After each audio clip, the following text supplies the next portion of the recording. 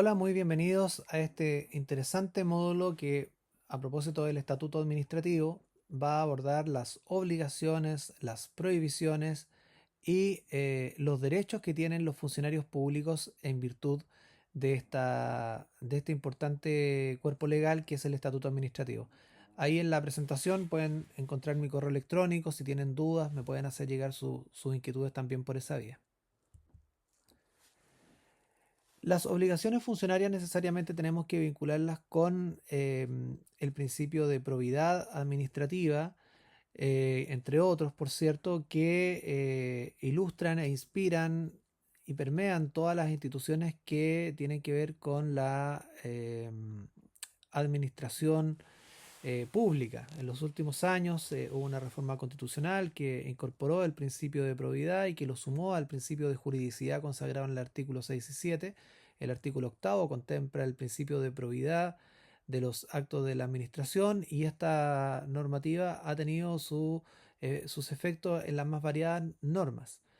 Cuando hablamos de obligaciones funcionarias y hablamos también de prohibiciones, indudablemente hay que vincularlas con este servicio. También hay que entender que existen ciertas obligaciones y prohibiciones que no están en el estatuto administrativo y que están en otras normas jurídicas. Pensemos, por ejemplo, en la ley de compras públicas. Establece una serie de obligaciones para aquellas personas que son compradores, sobre todo ahora con una reforma que entró en vigencia en diciembre del año 2023, donde se establecen desde luego obligaciones para las personas que participan en los procesos de compra. Otro ejemplo de una norma tal vez menos conocida tiene que ver, por ejemplo, con la ley de casinos, que establece la prohibición de aquellas personas que manejen fondos públicos de ingresar a las salas de juego. En definitiva, hay una prohibición legal que se aplica a todos los funcionarios públicos que manejan fondos públicos.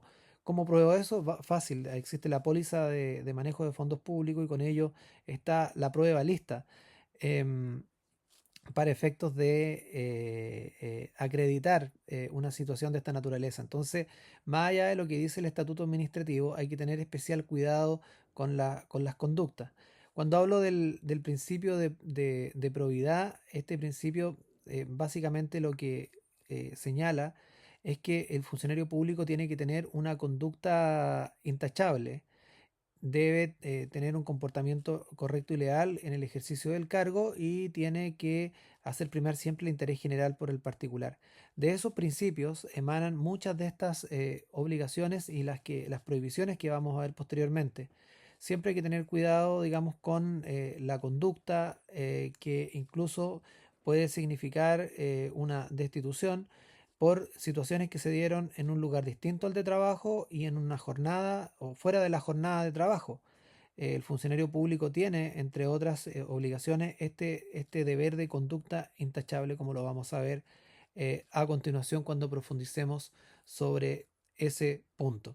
Ahí les di algunos ejemplos. Entonces, como ideas centrales, no todas las obligaciones, prohibiciones y derechos están en el estatuto administrativo. Lo que vamos a ver en este módulo son los que están en el estatuto administrativo, pero hay sin duda muchos más que están, por ejemplo, la ley de compra. Le puse el ejemplo de la ley de casino, la ley de probidad administrativa, la ley de bases generales de la administración. O sea, hay un sinnúmero de cuerpos normativos que establecen obligaciones, que establecen prohibiciones y que siempre es necesario considerar. Desde luego, quien tiene una función determinada, un cargo dentro del servicio público, conoce cuáles son las normativas que se le aplican, y desde luego tiene que tener especial cuidado con eso. Cuando hay infracción a estas obligaciones, cuando hay infracción a las prohibiciones, se pueden aplicar mecanismos disciplinarios que buscan determinar la responsabilidad administrativa, la cual puede significar que se aplique una sanción, que puede ser la censura, la suspensión, la multa, hasta la destitución, que implica perder el cargo.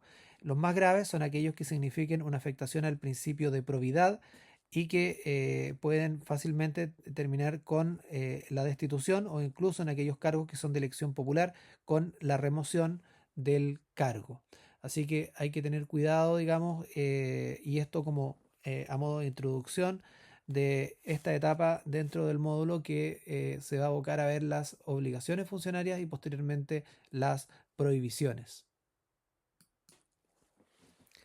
La primera obligación tiene que ver con desempeñar personalmente las funciones del cargo. Esto tiene una razón histórica y básicamente lo que busca evitar es que un funcionario público pueda encargar las tareas que tiene que desarrollar a un tercero. Por ejemplo, ya hoy día amanecí cansado, no quiero ir a trabajar, que vaya un primo, que vaya un sobrino a hacer la pega que me correspondía hacer a mí. Eso es imposible dentro de la administración pública. Eh, Aunque parezca de perogrullo decirlo, digamos. Sin embargo, es una situación que antiguamente se dio y que eso motivó al legislador de la época a poder incorporar una disposición de esta naturaleza. Así que el desempeño tiene que ser personal. A eso súmenle hoy en día con la incorporación de mecanismos biométricos para la asistencia, para controlar la asistencia, entonces resulta casi imposible, pero y que se pueda dar, pero sin embargo en su época se estimó necesario decirlo expresamente en la ley. Segundo, son obligaciones funcionarias orientar el desarrollo de sus funciones al cumplimiento de los objetivos de la institución.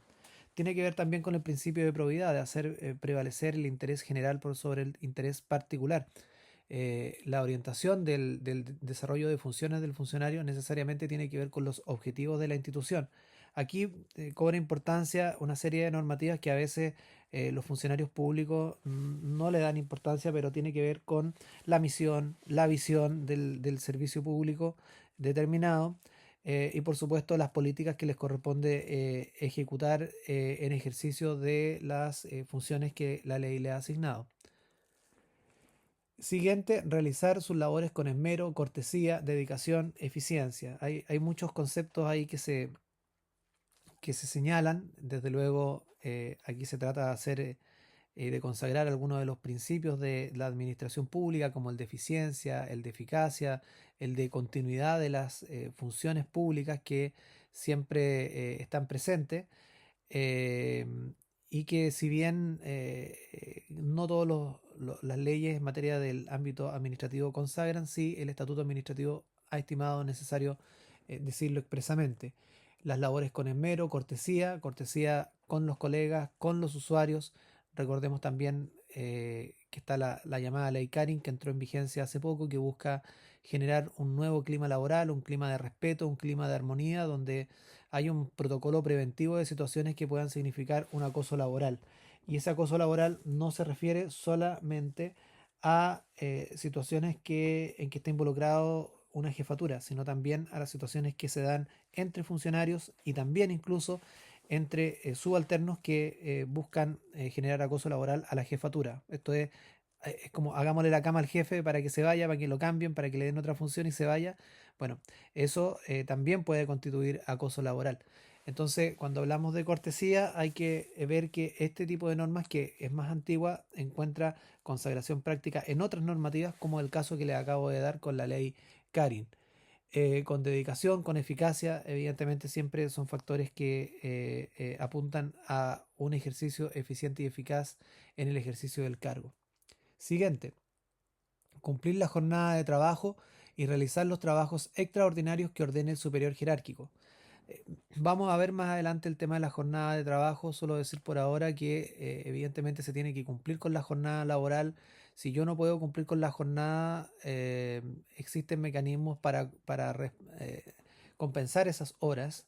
A mí en lo particular me ha tocado ver sumarios, por ejemplo, por personas que van a hacer clases en horario laboral y no han compensado las horas y eso ha significado la destitución del cargo por ser una conducta reiterada. Entonces hay que tener cuidado. También aquellos cargos de elección popular que sean compatibles con la función pública como funcionario público tienen que compensar las horas porque reciben una retribución también por eso. Los concejales, por ejemplo, reciben una dieta por su labor de concejal, pero eso no puede significar que se trabaje menos en el servicio y se deben ver la forma en que se va a compensar ese tiempo de trabajo menor que tiene esa persona que siendo funcionario público además cumple las labores de concejal, por ejemplo, o consejero regional. Hay otros cargos que evidentemente son incompatibles con la función pública y que tienen otra regulación, pero valga decir por ahora que esos ejemplos dan cuenta de que siempre existe un principio de que se debe retribuir a la persona por la cantidad de horas que efectivamente trabajó y que cuando una persona no cumple con su jornada de trabajo debe compensar ese horario a riesgo de poder, como han sostenidamente han señalado dictámenes de Contraloría, eh, puede incluso aplicarse la sanción de destitución. Siguiente, cumplir con las destinaciones y comisiones de servicio. Eh, Siguiente, obedecer las órdenes impartidas por un superior jerárquico. Basta decir que incluso hay un delito de desobediencia dentro del Código Penal, muy poco aplicado. Yo nunca he visto que se aplique, pero de que existe, existe. Guardar secreto de los asuntos que revisten carácter reservado también es una obligación funcionaria. Aquí también hay un delito contemplado en el Código Penal que sanciona a las personas que debiendo guardar reserva de cierta información la divulgan, sobre todo en el ámbito de la salud. Hay que tener especial precaución con las fichas clínicas. Hay información que puede sin duda afectar la vida privada y la honra de otras personas y desde luego guardar ese secreto es parte de las obligaciones funcionarias. Finalmente, observar en esta lámina, observar una vida acorde con la dignidad del cargo. Eso se condice con el principio de probidad de una conducta intachable. Y eso que señalé en algún momento tiene que ver no solo con una conducta intachable dentro de la jornada laboral, sino fuera de la jornada laboral.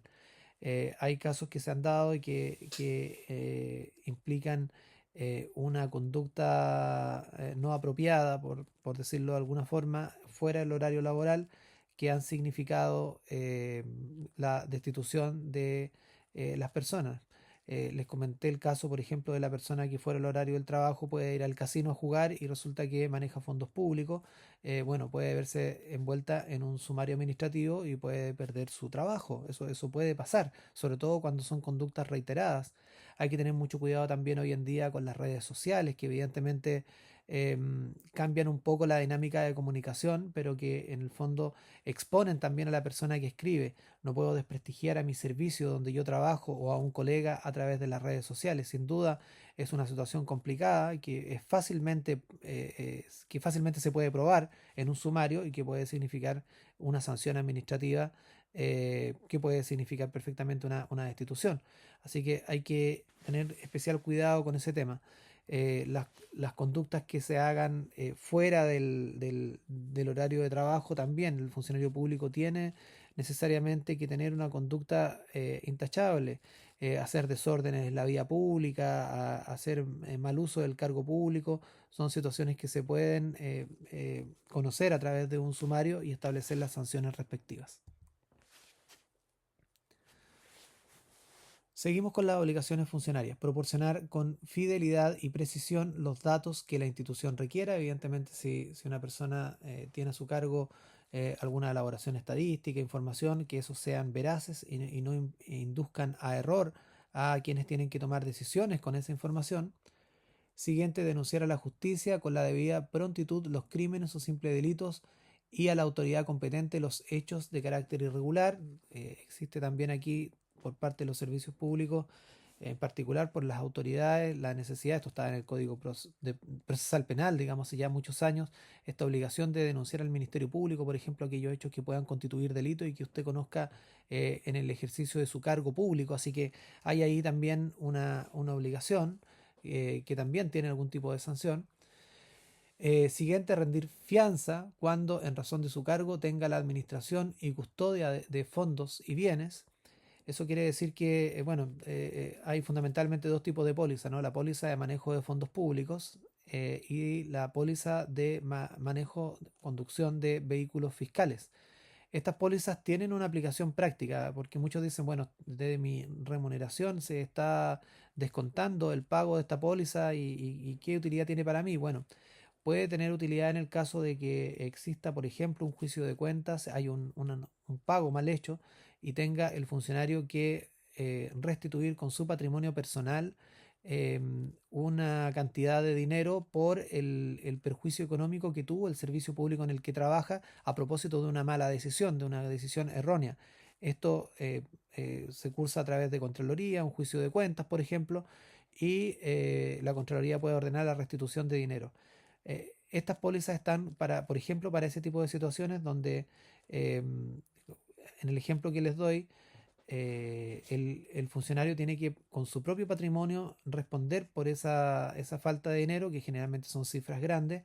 Y bueno, la póliza permite que las personas sancionadas de esta forma puedan cobrar este seguro y en definitiva la compañía de seguros cubra todo o parte de ese monto que la Contraloría, en este caso, en el ejemplo que les di, ha ordenado pagar. También pueden haber casos judiciales, ¿verdad? Y el Estado, recuerden que puede repetir, es decir, puede demandar al funcionario público que por una actuación negligente o dolosa signifique que el Estado tenga que pagar una indemnización a un ciudadano, a una persona. Cuando eso pasa, el Estado puede repetir contra el funcionario. Así que esas pólizas pueden servir de ayuda en determinados momentos cuando se deba echar mano al patrimonio personal y la fianza es un seguro en definitiva que permite evitar que todo sea pagado con ese patrimonio.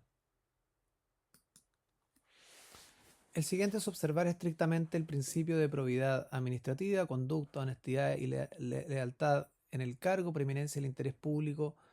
Eh, bueno, ya les dije que el principio de probidad básicamente tenía tres principios. Primero, la conducta intachable. Les puse el caso ahí de los funcionarios que tienen que tener una conducta intachable incluso fuera de la jornada laboral.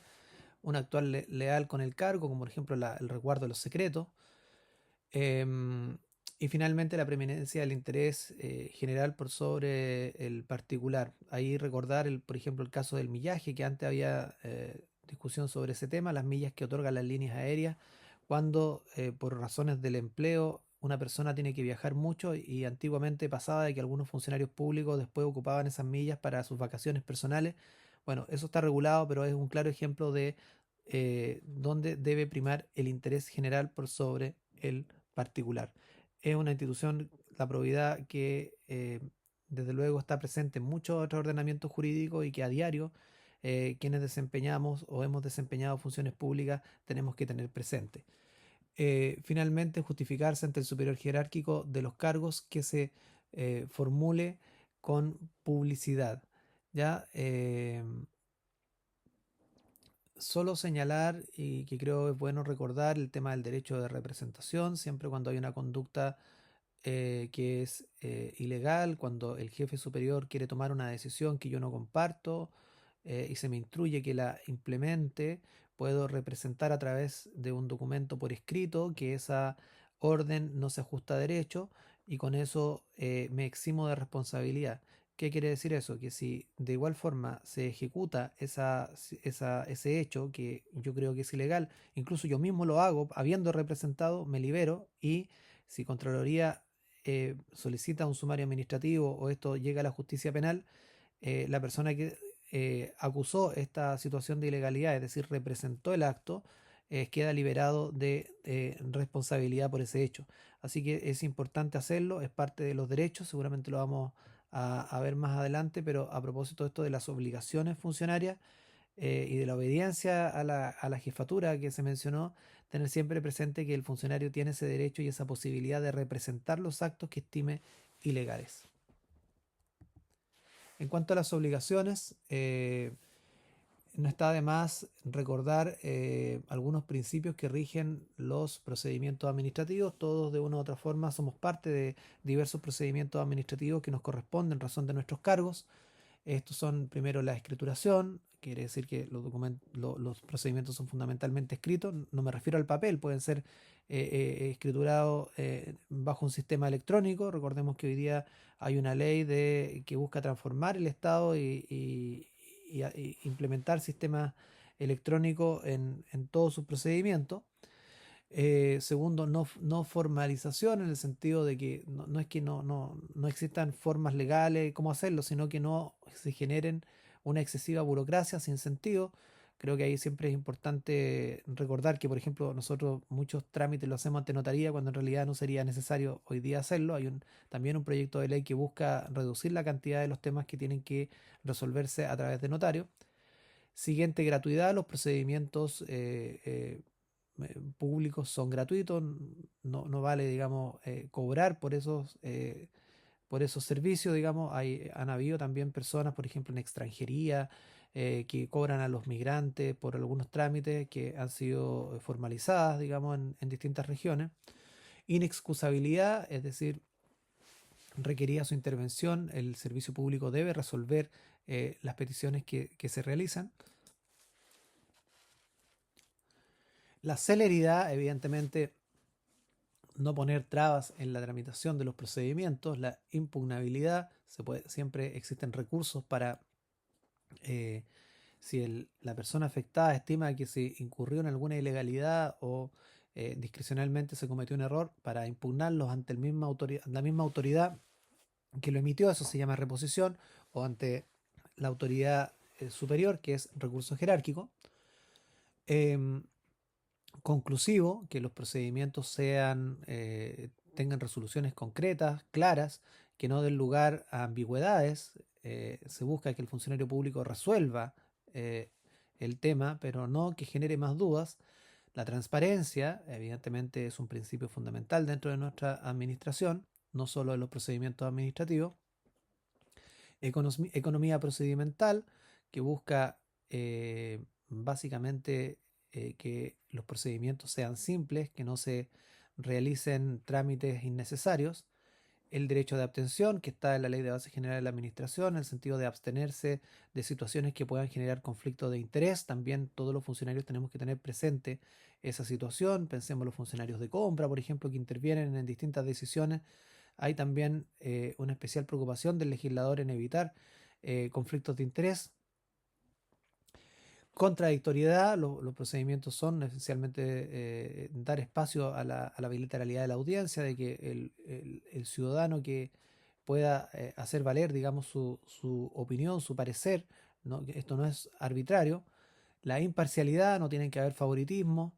Y la publicidad, la gran mayoría de los procedimientos sean públicos. Todo esto ayuda también a la transparencia y la probidad. Estos principios, que son de los procedimientos administrativos, se aplican muchas veces a la administración general completa. Digamos, la administración pública tiene algunos principios, pero estos que acabamos de ver del procedimiento administrativo están expresamente señalados en la Ley de Procedimiento Administrativo. Y los agregué acá porque, si bien no es una...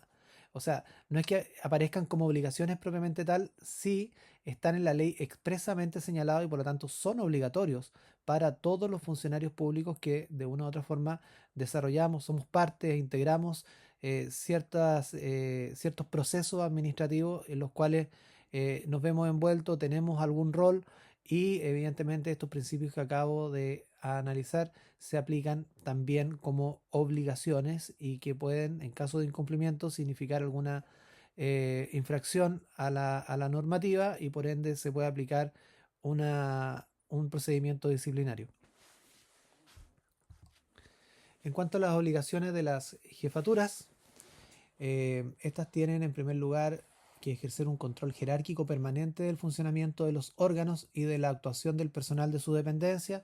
Han habido también dictámenes de Contraloría que aplican sanciones a las jefaturas que, aunque no hayan tenido que ver directamente en un procedimiento, son responsables del control de los actos de sus subalternos. Así que no hay que descuidar. Yo sé que en un equipo de trabajo se generan, perdón, relaciones de confianza, pero evidentemente eso no puede significar que no se haga un control del trabajo que el subalterno está realizando. Siguiente, velar permanentemente por el cumplimiento de los planes y de la aplicación de las normas dentro del ámbito de sus atribuciones. Desempeñar sus funciones con ecuanimidad y de acuerdo a instrucciones claras y objetivas de general aplicación, velando permanentemente por las condiciones de trabajo que permitan una actuación eficiente de los funcionarios, y el deber de denunciar.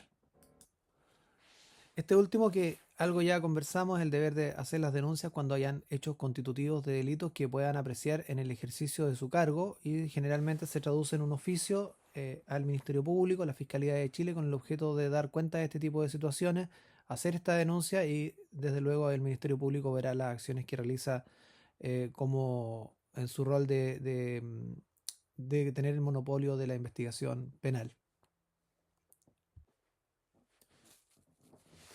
Veamos algunos aspectos de la jornada de trabajo. Una de las principales obligaciones, quise profundizar un poco más en esto, la jornada de trabajo de 44 horas semanales. Pensemos en el mundo privado, generalmente son 45 horas, con un máximo de 9 horas diarias, a excepción del personal de turno, quienes trabajan en jornada o pueden trabajar en jornada de 12 horas diarias. Sabemos también ahí que depende de la naturaleza del servicio. En el mundo de la salud se aplica mucho más esta flexibilidad en el tema de los horarios. Existen las jornadas parciales, el jefe superior puede ordenar trabajos extraordinarios.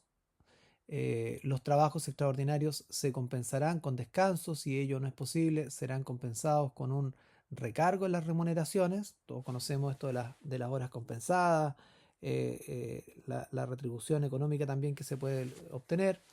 Las horas extraordinarias diurnas con un recargo de un 25%, las nocturnas con un recargo de un 50%, y el jefe superior dispone la realización de los turnos. Hay que tener siempre presente que hay mecanismos, hay procedimientos para poder fijar la cantidad de horas extra, que son procedimientos que se autorizan previamente antes de realizarse las horas, y después se tiene que verificar si efectivamente se realizaron esas horas para proceder al pago. Es decir, hay una autorización previa donde el jefe del servicio determina la necesidad de cubrir ciertas tareas que pueden requerir mayor cantidad de horas de trabajo. Luego se tienen que verificar que se cumplieron y ahí se pagan. No es un sistema tan automático, de acuerdo a las instrucciones que hay y dictámenes de Contraloría también en esta materia. Los funcionarios no están obligados a trabajar las tardes de los días 17 de septiembre, 24 y 31 de diciembre, excepto personal de turno.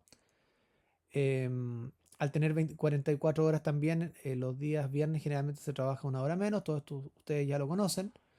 Por el tiempo durante el cual no se hubiese efectivamente trabajado, se podrán percibir remuneraciones.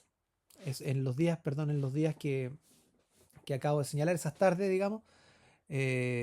No es que se descuenten esos días antes señalados, el día 17 de septiembre, 24 y 31 de diciembre. Los atrasos y ausencias reiterados sin causa justificada serán sancionados con destitución, previa investigación sumaria o sumario administrativo. Eso a mí me tocó personalmente ver una situación de aquella, así que eso es así y los dictámenes de Contraloría apuntan hacia ello. La institución otorga una tolerancia de 5 minutos de ingreso, los cuales no se consideran atrasos. Si el ingreso es posterior, se considera atraso desde el primer minuto. Estos son temas que siempre se evalúan en las juntas calificadoras, evidentemente. Hay también servicios que tienen un sistema de ingreso flexible, importando desde luego que durante la misma jornada se cumplan las 9 horas de trabajo. Y si la suma de atraso en el mes es igual o superior a una hora, este tiempo es descontado de sus remuneraciones. Eso también opera de esa forma. Vamos entonces, visto ya estas principales obligaciones, entre ellas la jornada de trabajo, que quise destacar entre las obligaciones como para analizarla más en detalle. Vamos ahora a ver el tema de las prohibiciones. ¿Cuáles son las prohibiciones que tienen los funcionarios públicos y que están establecidas en el Estatuto Administrativo? Recuerden que existen otras que están en otras disposiciones, pero hoy día lo que nos convoca es ver las establecidas en el Estatuto Administrativo.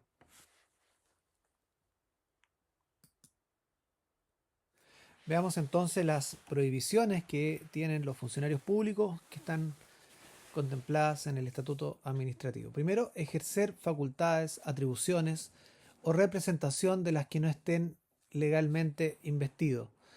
Evidentemente, uno de los factores del principio de legalidad es actuar dentro de la esfera de su competencia y previa investidura regular, dice así nuestra Constitución. Evidentemente, quien ejerce facultades, atribuciones sin estar legalmente investido, tiene prohibición de hacerlo. y se establecen también sanciones y en algunos casos sus actuaciones serán nulas también. Segundo, está prohibido intervenir en asuntos que tenga interés él, su cónyuge, sus parientes, consanguíneos o por afinidad. Hay algunas otras normativas, como la ley de compra, que regula expresamente este tipo de situaciones. Sin embargo, en términos generales, existe esta prohibición de intervenir en asuntos en que se tenga interés personal o los familiares más directos. Tercero, actuar en juicios ejerciendo acciones civiles contra el Estado, salvo que se trate de derechos de los que atañen directamente. Aquí hay una prohibición que afecta también a los abogados de los servicios públicos, de no poder actuar en juicio ejerciendo acciones civiles contra el Estado, eh, salvo evidentemente que se trate de derechos que le atañen directamente. Para los abogados existe esa prohibición que muchas veces es el Consejo de Defensa del Estado el que tiene que velar porque esto no ocurra, dado que tienen una participación activa en tribunales. La siguiente prohibición es intervenir ante los tribunales como parte, testigo o perito o declarar en juicio en que tenga interés el Estado sin previa comunicación a su superior. Entonces la prohibición es ir sin comunicar al superior jerárquico. Hay que comunicar ese tipo de situaciones. Siguiente prohibición, dilatar innecesariamente asuntos o trámites. Eso indudablemente puede constituir un causal para un sumario.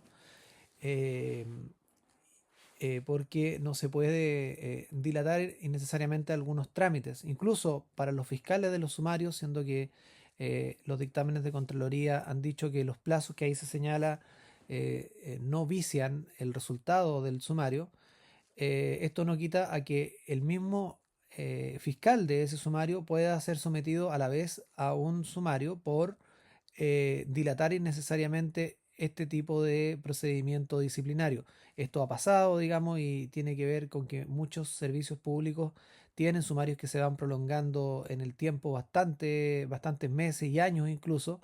Y eso es importante que quede claro que puede significar responsabilidad administrativa del fiscal por no diligenciar adecuadamente ese procedimiento. Sin embargo, es una norma genérica que se aplica a todos los procedimientos administrativos donde existe el principio de celeridad y de eficiencia que deben ser cumplidos y donde su incumplimiento puede significar algún tipo de sanción. Solicitar, hacerse prometer o aceptar donativos.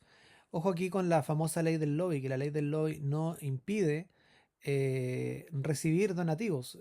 La ley del lobby es más bien una ley de transparencia que da cuenta y establece un registro de las donaciones que reciben algunas autoridades.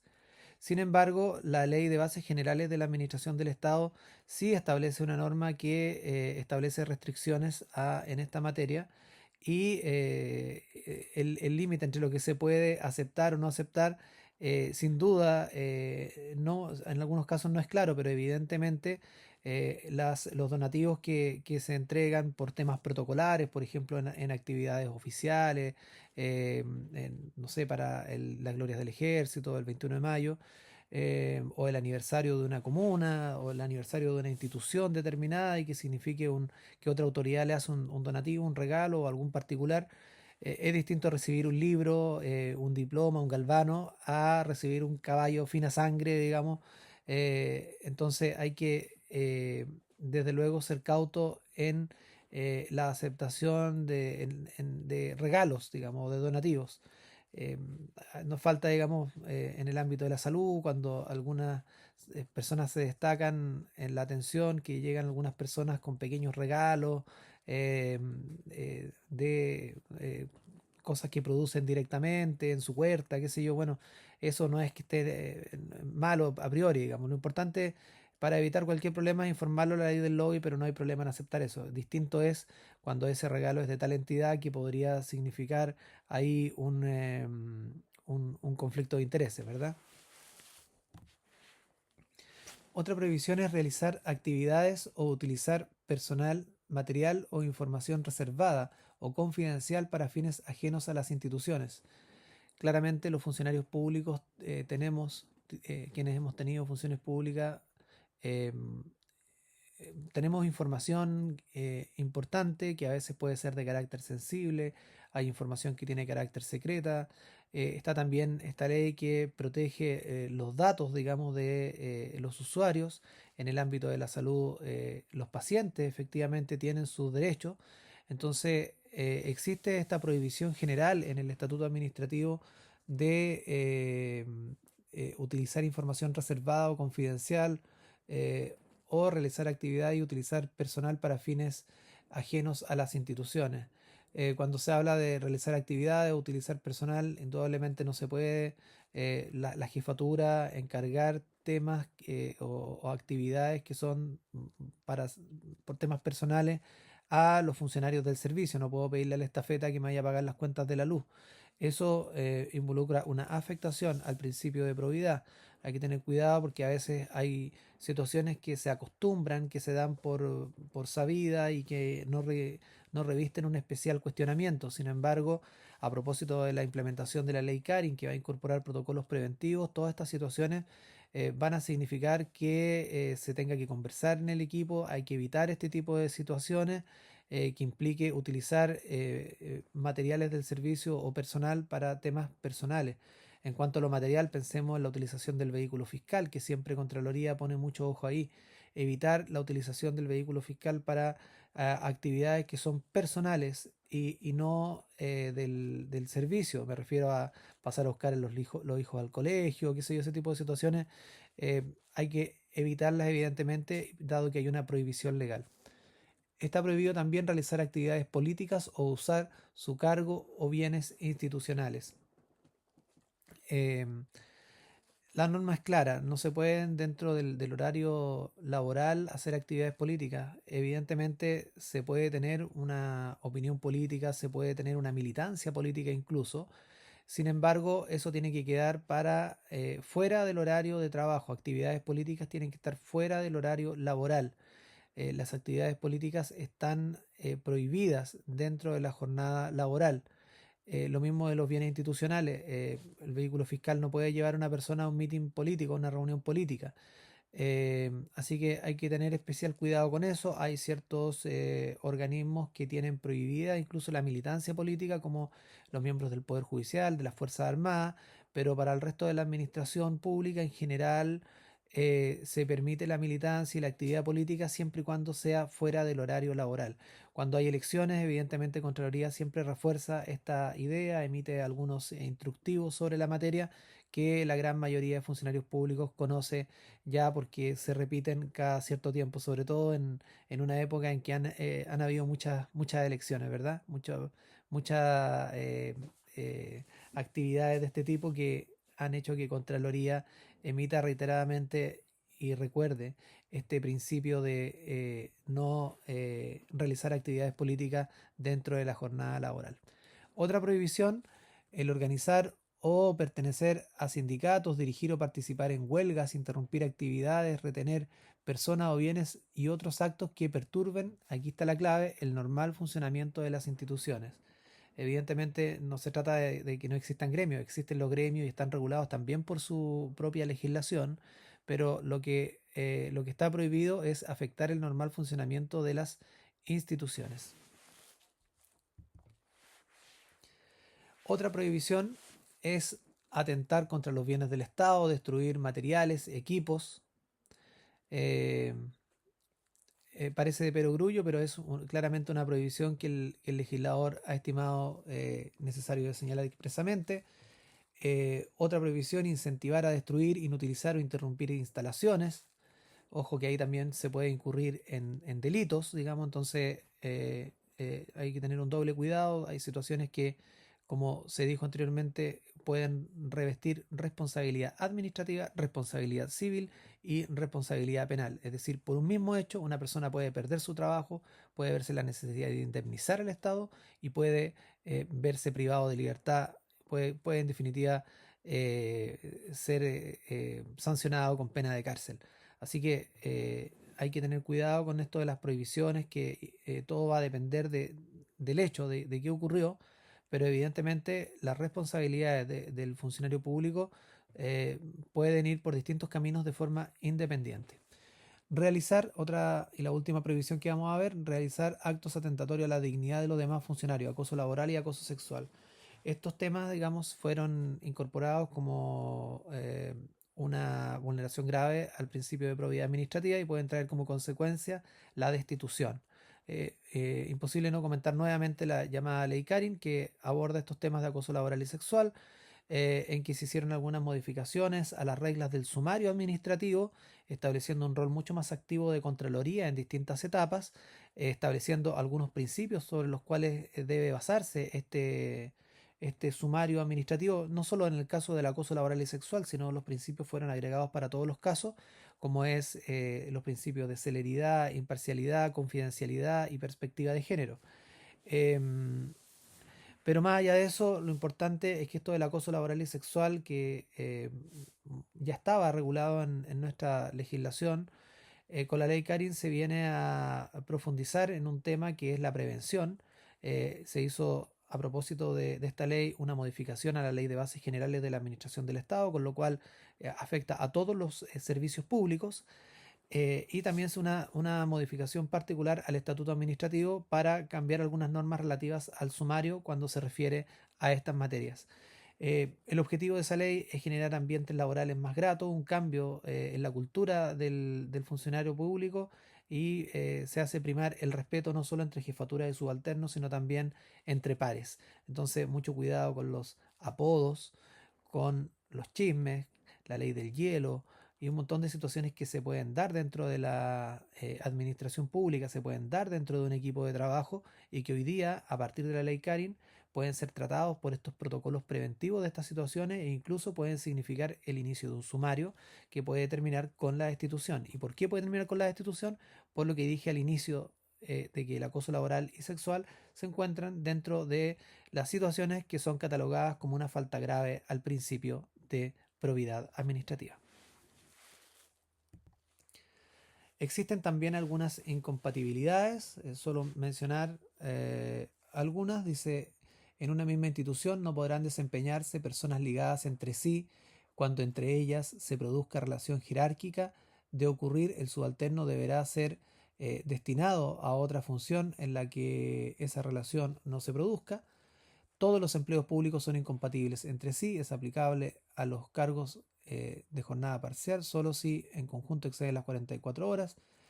Y hay excepciones como la docencia, hasta 12 horas semanales, funciones a honorarios, participación en consejos o juntas directivas, con cargo de exclusiva confianza y con cargo de directivos superiores de universidades. Hay varios temas acá que tratar a propósito de las incompatibilidades, sin duda no viene al caso profundizar en ellos, pero sí les voy a dejar material sobre este tema en la plataforma para que ustedes puedan acceder y ver un poco la casuística, porque hay muchas situaciones que se pueden dar. ¿Qué pasa, por ejemplo, con los funcionarios que están regidos por el estatuto administrativo y que son elegidos en un cargo de elección popular, como concejales, consejeros regionales, por ejemplo? También, ¿qué pasa con los vínculos de parentesco? Eh, a mí me tocó ver en algún momento cuando fui Seremi de Justicia en mi región, un coronel de gendarmería que tuvo que degradarse, tuvo que bajar su grado porque su hija iba a ingresar a la institución. Entró a la escuela de gendarmería, no tuvo ningún problema, pero cuando llegó la hora de incorporarse a la planta de funcionario, se dieron cuenta de la incompatibilidad existente por el parentesco, porque era su hija. Y en ese sentido, al ser un órgano muy centralizado, se entendió que el tener cargo de coronel tenía un rango de jefatura, de importancia, y no podían estar los dos en la misma institución. Mientras más grande la institución, es mayor el problema que se puede generar en esta materia. Evidentemente hay ciertas excepciones también que tienen que ver con la naturaleza de los cargos que se desempeñan, si ninguno de los dos, si hay un grado de parentesco y ninguno de los dos es jefe del otro, no hay en principio problema, pero todo esto tiene una importante casuística que les voy a dejar material para que lo puedan analizar, puesto que en realidad cuando se producen estos casos son situaciones muy puntuales que interesan evidentemente a las personas que se ven afectadas.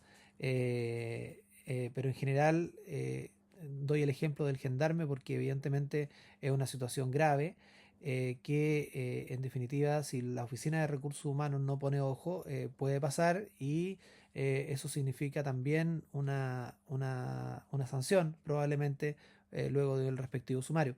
Entonces hay que tener cuidado para la gente de recursos humanos, hay que tener evidentemente las personas afectadas también tienen que tener clara esta normativa y en definitiva evitar que algo así se produzca porque en ese caso cuando hay incompatibilidad la persona que ingresa a la administración en realidad se ve imposibilitada de ingresar.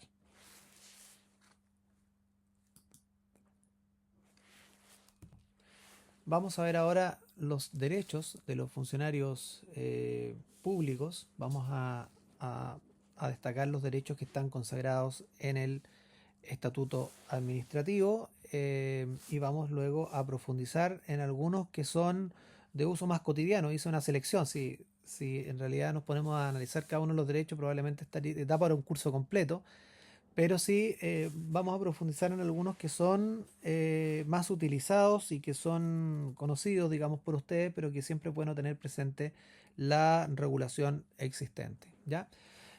Vamos a hacer primero un planeo general. Bueno, los derechos de los funcionarios públicos son básicamente los siguientes.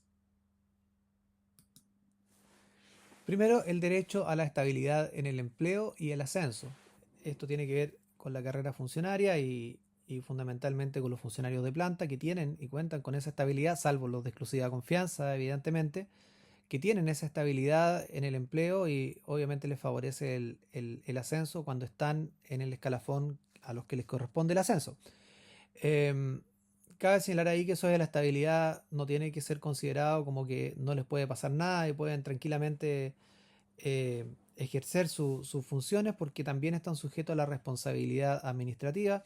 A mí en particular me tocó ver de cerca un caso en que un funcionario de planta de muchos años se creía intocable y empezó a hacer clases en una universidad sin pedir autorización y sin, sobre todo, sin compensar las horas que dedicaba a esas clases en la universidad. Se le hizo un sumario y significó la destitución, procedimiento que llegó a Contraloría. Contraloría ratificó lo que se había hecho por el servicio.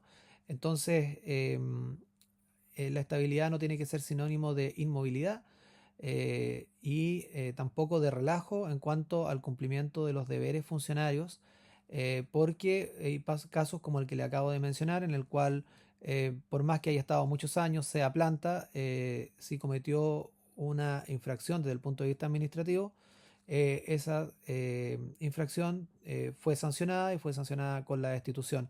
Además de perder el cargo, esa persona tuvo 5 años de inhabilidad para acceder a la administración pública como consecuencia de ese sumario. Ahí también hay que señalar que eso es porque el sumario partió antes, digamos, o sea, ocurrieron los hechos, se inició el sumario y se le aplicó la sanción y él perdió el cargo. ¿Qué pasa con la renuncia? Porque también es una situación que se puede dar. La renuncia se presta para muchas situaciones que en realidad no voy a emitir un juicio de valor sobre ellas, pero claro, lo que pasa es que cuando hay una infracción grave, muchas veces el funcionario lo que hace es pedir renunciar antes que le inicien un sumario. Si él renuncia y se va de la institución, ya al día siguiente no se le puede iniciar un sumario.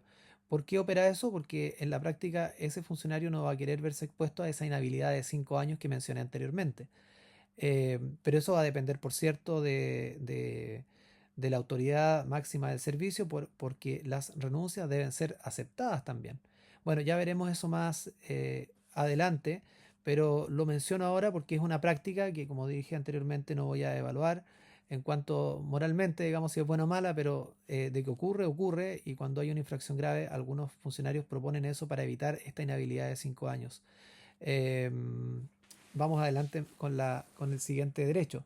Derecho a participar en concursos, evidentemente. Derechos a ser defendidos cuando hay una situación puntual, por ejemplo, que en el ejercicio del cargo implique una afectación a su integridad física del funcionario o haya injuria o calumnia sobre ello, el funcionario tiene derecho a que el servicio le contrate un abogado y asuma su defensa, porque es un delito el que se vio expuesto como víctima, por cierto, en el ejercicio de su trabajo. Entonces existe este derecho a ser defendidos por la organización. Siguiente, el derecho a participar en actividades de capacitación, por eso están acá, así que muy bienvenidos nuevamente. Derechos a percibir por sus servicios remuneraciones y demás asignaciones que establezca la ley en forma regular y completa. Este es un tema igual complejo porque existen muchas normativas, dictámenes de Contraloría y todo que se refiere al tema de las remuneraciones, que también daría para hacer todo un curso, pero se entiende que es la contraprestación por su trabajo esta remuneración. Derecho a feriado legal, por supuesto. Derecho a permiso con y sin goce de remuneración por motivos particulares. Son 6 días de permiso de días administrativos también que se contemplan con derecho a remuneración, pero también está la opción de pedir permisos sin goce de remuneración en determinadas situaciones que la ley establece. Siguiente, el derecho a hacer uso de licencias médicas, parciales o totales, por supuesto, derecho a licencia maternal y a todos los beneficios que otorga la ley de protección a la maternidad. Hay también algunas normativas laborales que se aplican a los funcionarios públicos porque se entiende que son que aplican para todo y sobre todo si el estatuto administrativo no contempla ese tipo de situaciones, se aplican estos derechos de la maternidad. Siguiente, a percibir remuneración del funcionario fallecido por el cónyuge, hijos o los padres hasta el último día del mes de deceso. También el derecho a recibir asistencia médica en caso de accidente o enfermedad por acto de servicio hasta su total recuperación. Ahí entra el tema de las mutualidades, existe una ley de accidentes del trabajo que también se aplica. El derecho a percibir pensión de invalidez si se declarase su irrecuperabilidad, derecho a afiliarse a los servicios de bienestar, derecho a asignación familiar y maternal cuando corresponda y derecho a ocupar una vivienda gratuitamente según la naturaleza de las funciones a las que se le ceda una vivienda. Esto en algunos servicios todavía existe, pero va en franca retirada, digamos. El tema de la vivienda fiscal, comprar viviendas fiscales para los funcionarios, eso es algo que yo por lo menos no he visto hace mucho tiempo. Y se da más en algunas instituciones y en algunos lugares, zonas extremas, por ejemplo, pero antiguamente era más común. Y finalmente el derecho para los titulares de igual grado a permutar sus cargos, también ese es un derecho. Como les dije anteriormente, voy a adjuntar un documento con mucha jurisprudencia administrativa, dictámenes de la Contraloría en definitiva que se refieren a muchos de estos puntos y que yo creo que es interesante que los tengan a mano y que los puedan utilizar en caso de que sea necesario y les den una lectura desde ya para complementar este curso. A estos derechos establecidos en el Estatuto Administrativo debemos sumar, por cierto, como se mencionó anteriormente, algunos que se incorporan desde el Código del Trabajo, que al no estar regulados en el Estatuto Administrativo se entienden aplicables, como las asignaciones familiares y maternal, de acuerdo a la ley vigente, todas las prestaciones y beneficios de previsión y bienestar sociales vigentes, y todas las prestaciones y beneficios del sistema de protección a la maternidad que establece el Código del Trabajo. Eso lo vamos a ver más adelante porque evidentemente es un tema de más aplicación eh, y además de otros, digamos, que queremos profundizar. Así como lo hicimos en las obligaciones respecto a la jornada laboral, queremos ver más en detalle el feriado, los permisos, las licencias médicas y los derechos maternales que son de uso habitual por parte de los funcionarios públicos y que me imaginé generaban mayor interés para ustedes, sin perjuicio, como he dicho en otras ocasiones, de poder incorporar material en la plataforma para que puedan resolver las dudas que puedan tener. En cuanto a los feriados, el funcionario que ingresa a la administración pública del Estado no tendrá derecho a hacer uso de feriado en tanto no haya cumplido efectivamente un año de servicio. El derecho consiste en 15 días hábiles cumplido un año de antigüedad en la administración pública, 20 días hábiles cumplido 15 años de cotizaciones y 25 días hábiles cumplido 20 años de cotizaciones. 5 días hábiles adicionales si el funcionario durante el uso de su feriado legal viaja fuera de la región también en algunas situaciones muy puntuales. Podrán solicitar hacer uso de ese feriado en forma fraccionada, pero una de las fracciones no podrá ser inferior a 10 días. Así que cuando eso pase, no le echen la culpa a la encargada de recursos humanos, porque es la ley la que establece ciertas limitaciones en esta materia. Se podrá acumular para el año siguiente siempre que haya sido rechazado previamente por la jefatura, lo que no podrá exceder un máximo que tiene derecho en el año funcionario. El feriado legal se otorga por día, entendiendo que el día inicia a las 0 horas y termina a las 23:59, por lo que si este finaliza en un turno nocturno, el funcionario debe reintegrarse a su trabajo a las 00 horas, de lo contrario incurrirá en una ausencia injustificada. Mientras se encuentre con feriado legal, no podrá desempeñar funciones en el establecimiento, algo que parece de perogrullo, pero indudablemente es bueno tenerlo presente porque a veces hay funcionarios que están de vacaciones y van a trabajar de igual forma. Para eso se suspenden las vacaciones, trabaja y luego se retoman las vacaciones. Eso puede ocurrir. Somos servidores públicos y puede haber alguna emergencia o alguna situación que implique alterar las vacaciones y sí, eso puede ser durante situaciones extremas, pero no es que yo en mi feriado pueda ir y trabajar, sino tiene que suspenderse, es decir, tiene que haber una resolución administrativa que resuelva ese tema. Em, Igual que el tema de la acumulación de feriados, también ustedes me imagino que tienen algún sistema en que al finalizar ya el año tienen que informar si se van a tomar o no los días y si no se postergan y hay que hacer un trámite de postergación de feriado para el año siguiente. En cuanto a los permisos, hay que entender que existen permisos con goce de remuneraciones, así el jefe superior de la institución o unidad, según corresponda, podrá conceder o denegar discrecionalmente dichos permisos. Ojo, ahí es el jefe superior quien debe, a quien corresponde la decisión, hasta por 6 días hábiles en el calendario, estos son los famosos días administrativos. Estos permisos podrán fraccionarse por días y medios días y estos permisos se otorgan por la jornada de trabajo que le corresponde trabajar ese día al funcionario, aun cuando éste considere más de un día, un turno de noche, por ejemplo. Eh, Eso en cuanto a los famosos días administrativos. Este permiso permite a los funcionarios realizar labores extraordinarias el mismo día, siempre y cuando estos trabajos sean en un horario distinto al que solicitó el permiso. Estos permisos no son acumulables para el año siguiente, eso es importante tenerlo claro, no porque el 31 de diciembre me queden 2 días por ocupar, los voy a pasar para el próximo año, no son acumulables. Y también existen los permisos sin goce de remuneraciones, a los cuales ya hice una breve referencia. Este permiso se otorga por día y por ende aplica la misma definición del día que el feriado legal, por motivos particulares, hasta por 6 meses en cada año calendario. Para permanecer en el extranjero se puede extender hasta por 2 años. Muchos lo piden, por ejemplo, por temas de estudio. El jefe superior de la institución o unidad, según corresponda, podrá conceder o denegar discrecionalmente dichos permisos. El uso de estos permisos influye directa y proporcionalmente en el pago de las bonificaciones trimestrales, bono trato al usuario, cotizaciones previsionales y descuentos por compromisos con terceros. Hay también otro tipo de permisos que resulta importante recordar y que están contemplados en el estatuto administrativo. No siempre se conocen, son de menor aplicación y en ese sentido algunos los desconocen, por eso vamos a ver algunos permisos que además de lo ya visto corresponde solicitar de acuerdo a lo que establece el estatuto administrativo y que por tanto son un derecho de los funcionarios. El primero de estos permisos que son para situaciones muy especiales es el permiso por nacimiento, el permiso paternal por 5 días hábiles para el padre y que debe utilizar dentro de los 30 días. Igualmente aplica por adopción.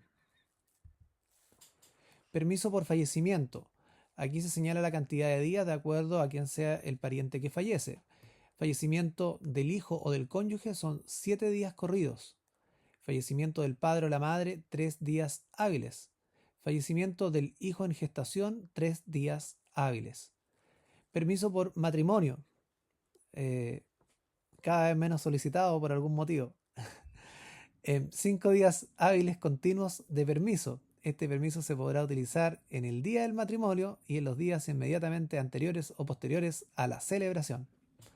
El trabajador deberá dar aviso a su empleador con 30 días de anticipación y presentar dentro de los 30 días siguientes a la celebración el respectivo certificado de matrimonio del Servicio de Registro Civil.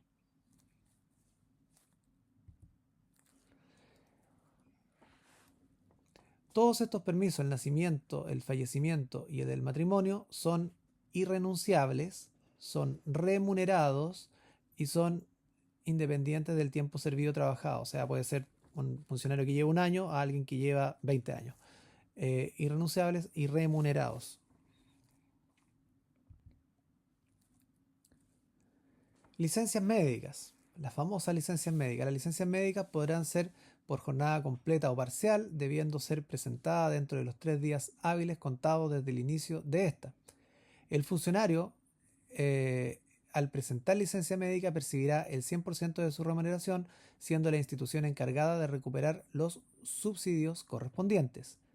Se descontarán de las remuneraciones aquellas licencias que sean rechazadas por la autoridad competente. Esto es un tema muy actual. Hay una cierta tendencia a aumentar el rechazo de las licencias, por lo que he tomado conocimiento de distintos servicios. Siguiente. Si el funcionario se ausenta por licencia médica curativa por más de 180 días en un periodo de 2 años, el director del establecimiento podrá declarar la salud incompatible con el cargo. Este tema también se ha dado. Miren ustedes, son 180 días, son 6 meses. En un periodo de 2 años, el jefe del establecimiento, el director del establecimiento, el jefe superior del servicio, podrá declarar su salud incompatible con el cargo. Recuerden que uno de los requisitos para ingresar a la administración pública es tener salud compatible. ¿Qué pasa? Que en la práctica muchas veces los jefes superiores no se atreven a aplicar esta medida por distintos motivos y no la aplican. Pero sepan ustedes que de acuerdo al estatuto administrativo es perfectamente factible que se pueda, por licencia médica, con este requisito, declarar la salud incompatible y por lo tanto declarar vacante el cargo. En cuanto a los derechos maternales que están consagrados fundamentalmente en el Código del Trabajo, tenemos que decir que todas las prestaciones y beneficios del sistema de protección de maternidad del Código de Trabajo se aplican a los funcionarios públicos. Esto es, el descanso pre y postnatal, el descanso prenatal suplementario, el descanso postnatal prolongado, el subsidio maternal, el permiso y subsidio por enfermedad grave del niño menor a un año, permiso pagado para que por el padre 5 días continuos o distribuidos dentro del primer mes de nacido, el fuero maternal también, el traslado a otro trabajo no perjudicial, derechos a la cuna, pago de pasaje, ida y regreso al establecimiento del menor, tiempo para amamantar a los hijos, el derecho a alimentación también se denomina. Respecto a la alimentación de los bebés, ya que hablamos de esto, el derecho de amamantamiento es irrenunciable, es máximo 1 hora diaria. Este tiempo se debe ampliar por el que sea necesario para el viaje de ida y vuelta. Da derecho al pago de transporte, debe parcelarse en 2 tiempos, no se puede ejercer todo en un solo tiempo. No es acumulable, es decir, no puede la madre dejar de usar el tiempo diario para acumularlo en días subsiguientes. Hay un dictamen de Contraloría del año 2008 en esta materia. Indudablemente estas materias no están reguladas en el Estatuto Administrativo, pero se aplican de igual forma por la aplicación del Código del Trabajo que se aplica en este tipo de materias al no estar regulada en el Estatuto específico para los funcionarios públicos. Dicho esto, ponemos término a este módulo. Fue un poquito más extenso que los otros, pero bien vale la pena para poder estudiar estos casos. Indudablemente en tan poco tiempo no se puede analizar cada uno de estos casos. Sin embargo, adjunto material con dictámenes de Contraloría que se pronuncian en situaciones puntuales, porque evidentemente esto tiene una casuística bastante importante y cada una de las prohibiciones, de derechos, obligaciones del funcionario tiene un sinnúmero de situaciones que se pueden presentar y que involucran su incorporación, digamos, a la o su aplicación práctica de lo que acabamos de ver hoy día. y como los hechos son infinitos y pueden generar muchas dudas, lo mejor es adjuntar algunos de los dictámenes de Contraloría que se ha encargado de interpretar adecuadamente estas normas y poder dar una respuesta ante situaciones concretas que se han presentado. De esa forma, cada quien, cada uno de ustedes como alumno puede ver algunas situaciones que le puedan afectar o que puedan afectar a sus compañeros de trabajo o incluso a algún familiar que se desempeñe en la administración pública y a quienes ustedes puedan orientar. Así que los invito a ver el material adjunto en la plataforma. Dicho esto, muchísimas gracias por su atención.